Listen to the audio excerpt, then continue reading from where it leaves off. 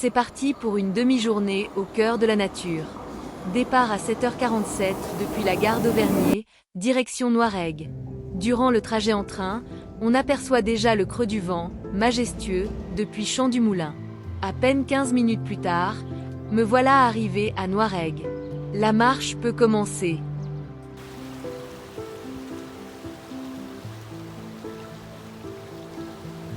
Bienvenue dans les gorges de l'Areuse, un joyau naturel du canton de Neuchâtel, niché entre les villages de Noiregue et Boudry. Aujourd'hui, je vous emmène avec moi sur ce sentier mythique, entre forêts profondes, parois rocheuses, passerelles suspendues et rivières impétueuses. Une randonnée d'environ 12 km, pour un dénivelé de 350 mètres, mais surtout un voyage riche en émotions et en souvenirs.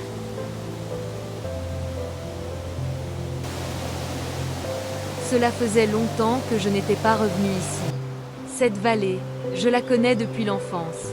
Ayant grandi à Hauterive, j'y ai passé de nombreux moments.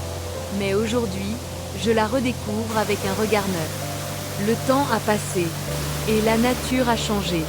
Elle s'est densifiée, intensifiée.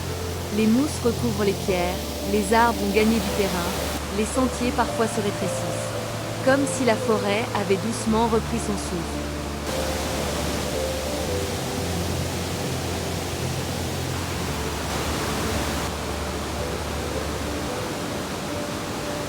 Un pont de pierre enjambe ici l'Areuse dans un décor saisissant.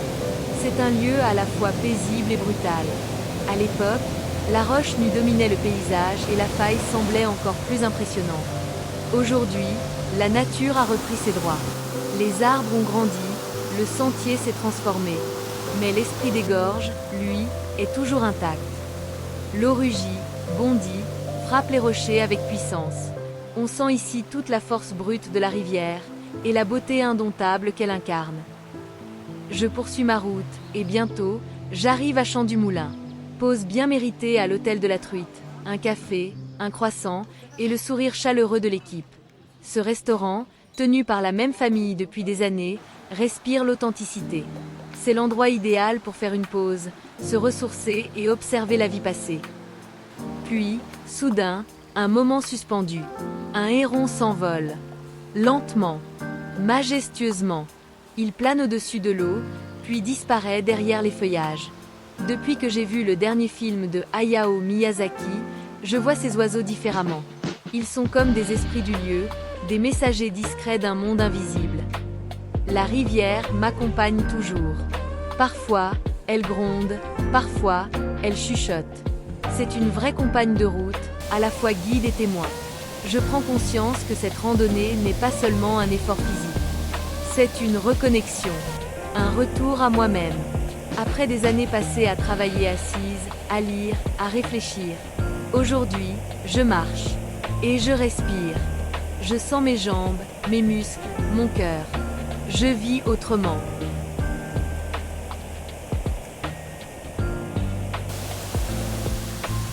Mais ce lieu n'est pas seulement naturel, il est aussi historique. Autrefois, les gorges abritaient des moulins, des usines, puis plus tard, des installations hydroélectriques. Des générations ont travaillé ici, utilisant la force de l'eau pour produire de l'énergie, scier du bois ou actionner des machines. On aperçoit encore, ici et là, les vestiges de cette époque. Vieilles turbines, canaux, petites centrales encore en fonctionnement. L'Areuse n'est pas qu'un décor, elle a nourri une région entière.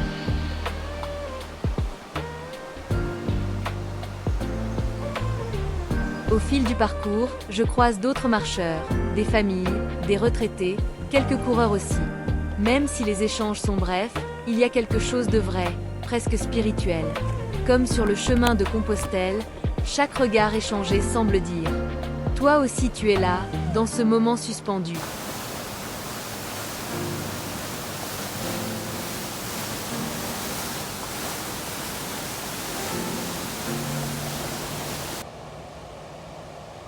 En reprenant la marche, la chaleur commence à se faire sentir. Mais le chemin continue. Et moi aussi. Les pierres sont plus nombreuses ici, parfois glissantes. On sent que la dernière tempête a lessivé le sol, laissant les cailloux à nu. Heureusement, mes chaussures de montagne me donnent une bonne stabilité. Le sentier, malgré sa rudesse, est bien entretenu.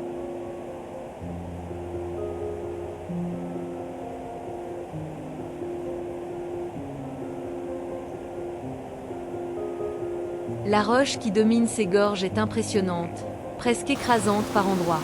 Et ces ponts, ils me rappellent mon enfance, ces moments suspendus où je jouais à Riven avec mon frère. Il y a ici quelque chose de mystérieux et d'authentique, presque intemporel.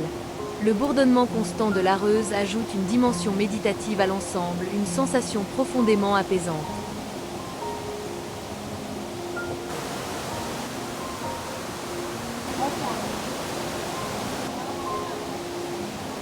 Chaque virage du sentier apporte sa surprise. Un petit ruisseau, un arbre tordu, une roche couverte de mousse. Je passe devant une pierre coincée entre deux rochers, un endroit que je reconnais.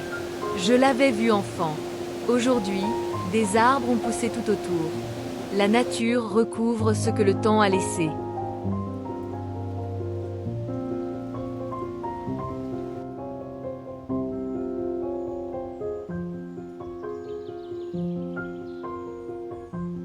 Et enfin, voilà la fin du sentier qui approche.